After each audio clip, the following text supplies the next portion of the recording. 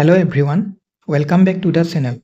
অলপ আগতে এটা আপডেট পোৱাৰ বাবে মই এই ভিডিঅ'টো লৈ আহিলোঁ আৰু সেই আপডেটটোৰ লগতে মই ইয়াতে ডকুমেণ্ট ভেৰিফিকেশ্যন এডিআৰিত কেনেকৈ ডকুমেণ্ট ভেৰিফিকেশ্যন হ'ব, ডকুমেণ্ট ভেৰিফিকেশ্যনত কি লাগিব সেইখিনিৰ বিষয়েও মই এই ভিডিঅ'টোতে আলোচনা কৰিম। এতিয়া পলম নকৰি ভিডিঅ'টো ষ্টাৰ্ট কৰিছোঁ। ফাৰ্ষ্টতে মই আপডেটটো কৈ দিছোঁ। অলপ আগত আমাৰ CM ছাৰে এটা ফেচবুক আপডেট দিছে যে আজি ৰাতি 9:30 মনত ৰাখিব, আজি ৰাতি 9:30 তেওঁ ফেচবুকত লাইভ আহিব। তো আমি এই লাইভত এটলিষ্ট এডিআৰি ৰিলেটেড কিবা নতুন কথা, এডিআৰি ৰিজাল্টছৰ ওপৰত কিবা আপডেট পাম বুলি আমি আশা কৰিলোঁ। মই যোৱাকালি এটা ভিডিঅ'ত কৈছিলোঁ যে মানডেলৈকে কিবা অফিচিয়েল নটিফিকেশ্যন আহিব পাৰে ৰিজাল্টছ ৰিলেটেড, আৰু ৰিজাল্টছ 4 বা 5 মাৰ্চৰ ভিতৰত ডিক্লেয়াৰ হৈ যাব পাৰে। এতিয়া 4 বা 5 নহ'লে একদম 7 মাৰ্চ, এইকেইটা দিনৰ ভিতৰতেতো এডিআৰি ৰিজাল্টছ ডিক্লেয়াৰ হ'ব। কিন্তু আজি ৰাতি যোনটো লাইভ, এই লাইভটো আমাৰ কাৰণে ইম্পৰ্টেণ্ট হ'ব, কাৰণ এই লাইভতে তেওঁ ৰিজাল্টছ ৰিলেটেড যদি কিবা কথা নতুন আপডেট দিবলগীয়া আছে তেওঁ এই লাইভতে দিব। আৰু আমি আশা কৰোঁ যে এডিআৰিৰ লগতে আৰু বাকী যি এক্সামছৰ ৰিজাল্টছো পেণ্ডিং আছে, যেনেকৈ পুলিচ বা টেট কাম ৰিক্ৰুটমেণ্ট টেষ্ট, তো এই এক্সামবিলাকৰো কিবা ৰিজাল্টছ আপডেট তেওঁ লৈ আহিব। তো আপডেটটো এইখিনিয়ে আছিলে। এতিয়া আমি নেক্সট শ্লাইডত চাওঁ যে ডকুমেণ্ট ভেৰিফিকেশ্যনত কি লাগিব।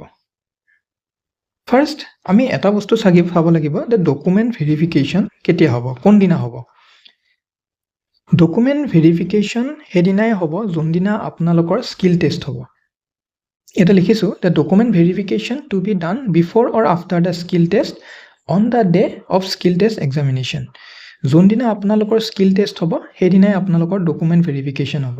এতিয়া লাষ্ট টাইম কি হৈছিলে, কিছুমান কেণ্ডিডেটৰ ডকুমেণ্ট ভেৰিফিকেশ্যন ৰাতিপুৱাই হৈছিলে, মানে স্কিল টেষ্টৰ আগত হৈছিলে, আৰু কিছুমানৰ কি হৈছিলে স্কিল টেষ্টৰ পাছত হৈছিলে।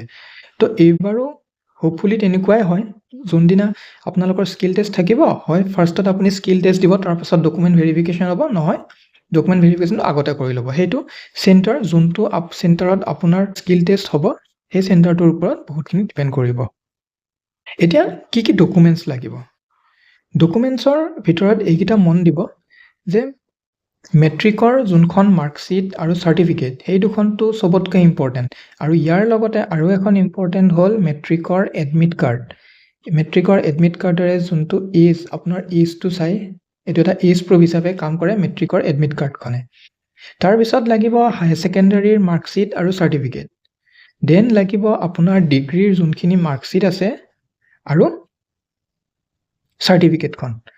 এতিয়া ডিগ্ৰী বুলি কওঁতে ডিগ্ৰীৰ আপোনাৰ 6 ছেমিষ্টাৰ, আপুনি ফাইনেল মাৰ্কশ্বিটখনটো লাগিবই, লগতে আপোনাৰ ফাৰ্ষ্ট ছেমিষ্টাৰৰ পৰা 6 ছেমিষ্টাৰলৈ যিমান মাৰ্কশ্বিট আছে গোটেইখিনি মাৰ্কশ্বিটে আপুনি সেইদিনা লৈ যাব। তাৰপিছত লাগিব মষ্ট ইম্পৰ্টেণ্ট কম্পিউটাৰ চাৰ্টিফিকেট। যদি আপুনি উইথ কম্পিউটাৰ, ডিগ্ৰী উইথ কম্পিউটাৰত পাছ কৰিছে তেতিয়াহ'লে আপোনাৰ কম্পিউটাৰ চাৰ্টিফিকেট মাষ্ট, আৰু ডিগ্ৰী উইদাউট কম্পিউটাৰত লাগিবনে নাই সেইটো আপোনালোকক টাইমত তেওঁলোকে জনাই দিব।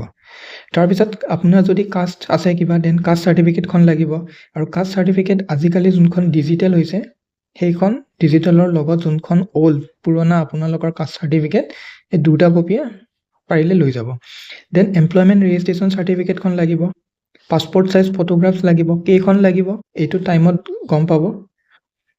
ডিছেবিলিটি চাৰ্টিফিকেট PWD কেণ্ডিডেটছবিলাকৰ কাৰণে।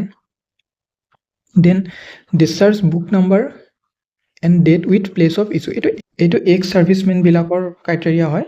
আৰু বাকী যি আপোনালোকৰ লাগতিয়াল ডকুমেণ্টছ আছে, কিবা ডিপ্ল'মা আছে, সেই গোটেইবিলাক চাৰ্টিফিকেট আপোনালোকে লৈ যাব। একো চাৰ্টিফিকেট ঘৰত এৰি থৈ নাযাব, পৰীক্ষাৰ দিনা স্কিল টেষ্টৰ দিনা এই গোটেইখিনি ডকুমেণ্টছ লৈ যাব। এতিয়া স্কিল টেষ্টৰ দিনা ক'লোৱে যে ডকুমেণ্ট ভেৰিফিকেশ্যন হ'ব লাগে এইবাৰো। তাৰপাছত আপুনি যেতিয়া আপোনাৰ কম্পিউটাৰটোত বহিব, আপোনাক এটা ৰুম নাম্বাৰ দিব, সেই ৰুম নাম্বাৰটোত আপুনি যাব, যোৱাৰ পাছত বহাৰ পাছত আপুনি কি কৰা উচিত। ফাৰ্ষ্ট অফ অল আপুনি আপোনাৰ কম্পিউটাৰটো চেক কৰক, কম্পিউটাৰটোৱে কাম কৰি আছেনে নাই, কম্পিউটাৰৰ ডিছপ্লেখন ঠিকে কাম কৰি আছেনে নাই, আপুনি সেইখিনি এবাৰ কম্পিউটাৰটো চেক কৰক। দেন মেইন বস্তু যোনটো আপুনি চেক কৰিব লাগে সেইটো হ'ল কীবৰ্ডখন। কীবৰ্ডখন চেক কৰিব, কাৰণ কীবৰ্ডত কেতিয়াবা কিছুমান যোনবিলাক কীজ থাকে, কীজবিলাক কাম নকৰে, কীজবিলাক আপুনি যিমানে প্ৰেছ কৰে প্ৰেছ নহয়। তো সেইটো কাৰণে আপুনি গোটেই কীবৰ্ডখন A to Z চেক কৰি ল'ব। A to Z বুলি কৈছোঁ মানে এৰ পৰা জেডলৈকে আপুনি এবাৰ টাইপ কৰি চাব, লাগিলে এখন ৰাফ ৱৰ্ড বা এক্সেলৰ শ্বীট এখন ওলাই ল'ব, ৱৰ্ডৰ শ্বীট এটা ওলাই আপুনি এৰ পৰা জেডলৈ টাইপ কৰি চাব গোটেইকেইটা কি তাত টাইপ হৈছে নে নাই। Then space, shift, comma, full stop, backspace, then number keys, আপুনি সেই গোটেইখিনি এবাৰ কীবৰ্ডখন চেক কৰি ল'ব।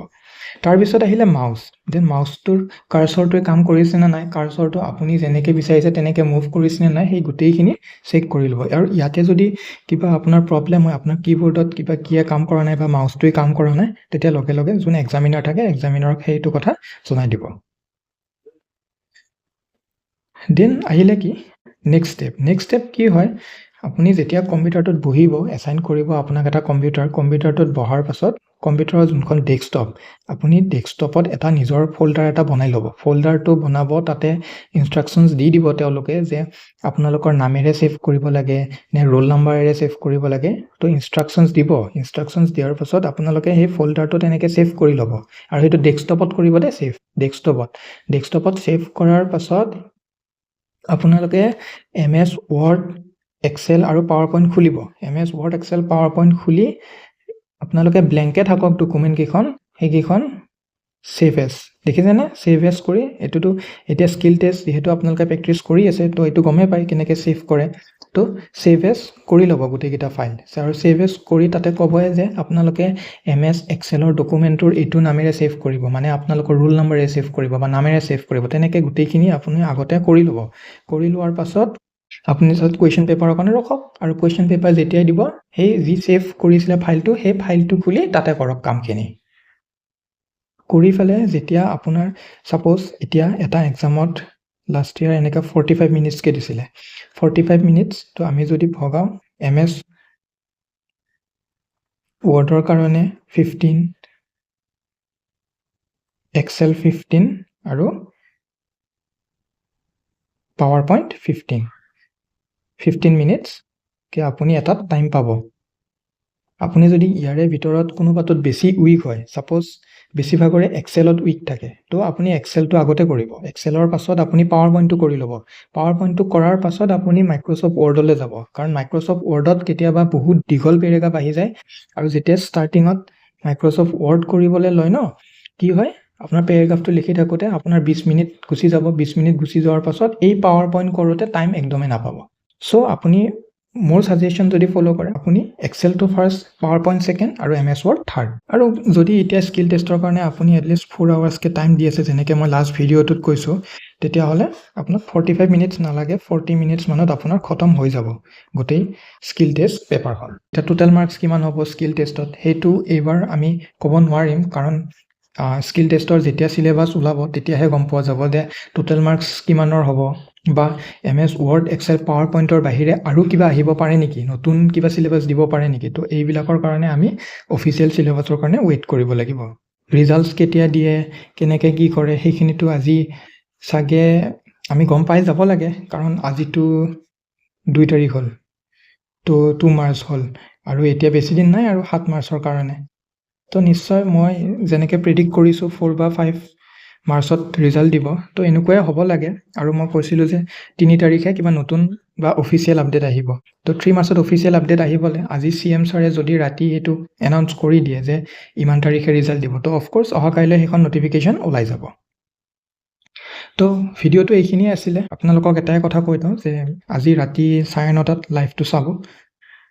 ইয়াত চাগে ADR ৰিলেটেড কথা নিশ্চয় ক'ব, কি ভাল পাইছে লাইক কৰিব, আৰু আমাৰ চেনেলটো বহুতে ছাবস্ক্ৰাইব কৰাই নাই, প্লিজ চেনেলটো ছাবস্ক্ৰাইব কৰি দিব। তো এইখিনিয়ে ভিডিঅ'টো আছিলে। Thank U.